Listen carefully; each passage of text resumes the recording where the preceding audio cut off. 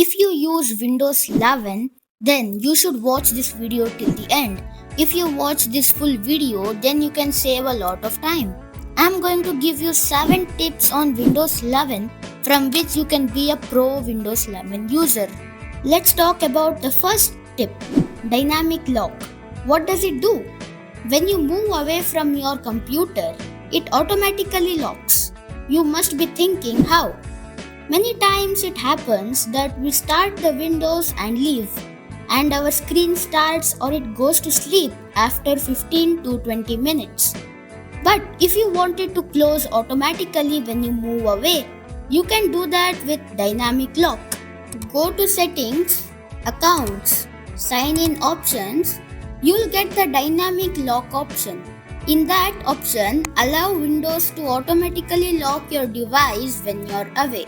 Basically what happens is your smartphone will pair with Bluetooth, and as soon as you leave with your phone, it will automatically lock your screen in 15 seconds. When you open different Windows software, one opens and the other goes to the background. But do you know that you can snap and resize the layouts? This feature has only come in Windows 7, but now there's a snap layout feature in Windows 11. You can snap and lock at the same place. If you want 2 to 3 small windows or 3 big windows, you can do it with snapping layouts. And there's a shortcut for that too. Press Windows plus Z and you'll get an option to snap, lock and resize. The battery is a very important thing in Windows 11. And over the time, as Windows versions increased, a lot of good things have come in Windows 11. There's a feature called Battery Sense, where you get to know exactly how much battery you have used, how many hours have you worked, and which apps consume more battery. Basically, you have to go to Settings, System, Power, and Battery. And there's a battery usage tab. Open that. So you'll get to know all the information which I mentioned before. So you can utilize your battery better. Your battery life will also increase. We all open the File Explorer window if we want to open a file folder.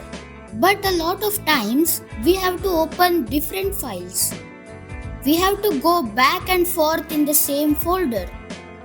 If it's the same File Explorer, then yes.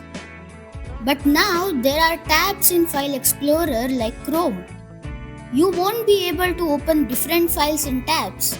So there'll be a single File Explorer window and multiple tabs, so that you can easily access any file or folder from there.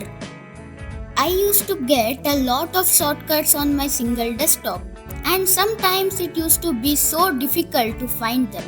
And then I used to think, what if I create a new desktop shortcut now? Where will it go? Now friends, for that, you'll be able to create and manage new desktops. Suppose you have kept one desktop for your entertainment software and other for productivity software. Yes, you'll be able to create new desktops. Not only that, there's an icon in the taskbar below where if you hover, you'll be able to switch between desktops easily.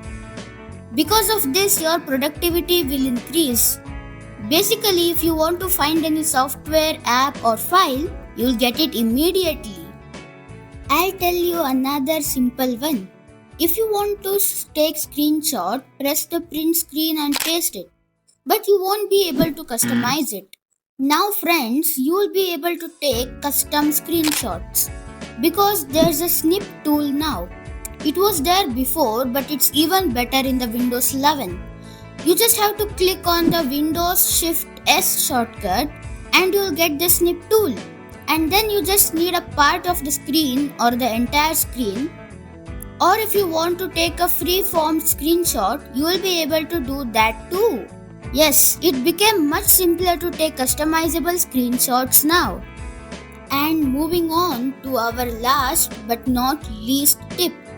Viruses have become such a big issue now. Many people think that we should add virus software.